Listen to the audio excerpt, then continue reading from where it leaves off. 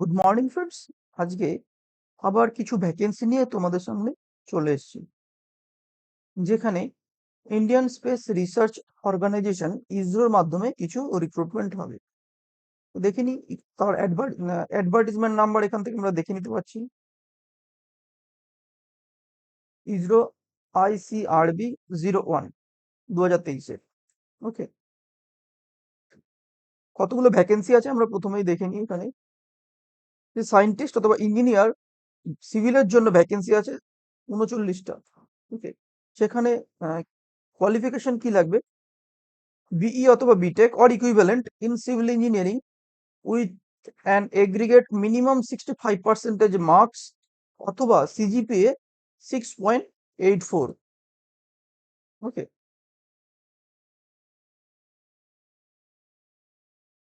এখানে সিভিলের আর একটা অটোনোমাস বডিতে, যেটা ওখানে আমরা দেখেছিলাম নন গেজেটেড পোস্ট, সেখানে একটা ভ্যাকেন্সি আছে। সেখানেও বিটেক লাগবে উইথ 65% মার্কস অথবা CGPA 6.84।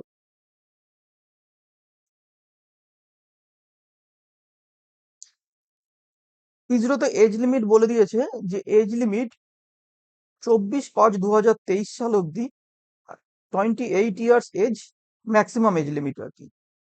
ঠিক আছে, ফর্ম ফিল আপ কিভাবে ফর্ম ফিল আপ করবে তার ওয়েবসাইট দিয়ে দিয়েছে।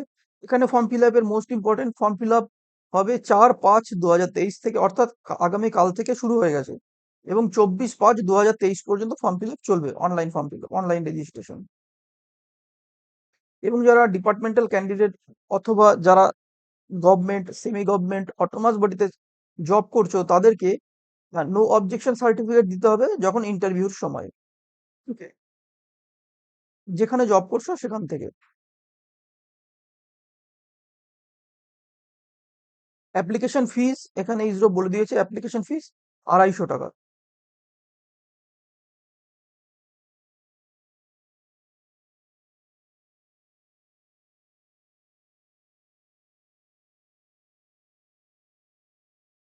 এক্সাম প্যাটার্নও এখানে বলে দিয়েছে, যে single objective type paper consisting two part, part A, part B তে পরীক্ষাটা হবে।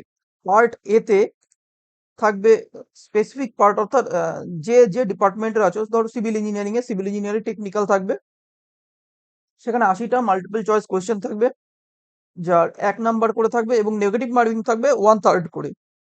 এবং পার্ট বি তে বাকি 20 নাম্বার, পার্ট বি তে 15টা কোয়েশ্চেন থাকবে, 20 নাম্বার টোটাল। সেখানে কোনো নেগেটিভ মার্কিং থাকবে না। পার্ট বি তে অ্যাপটিটিউড অথবা অ্যাবিলিটি টেস্ট হবে।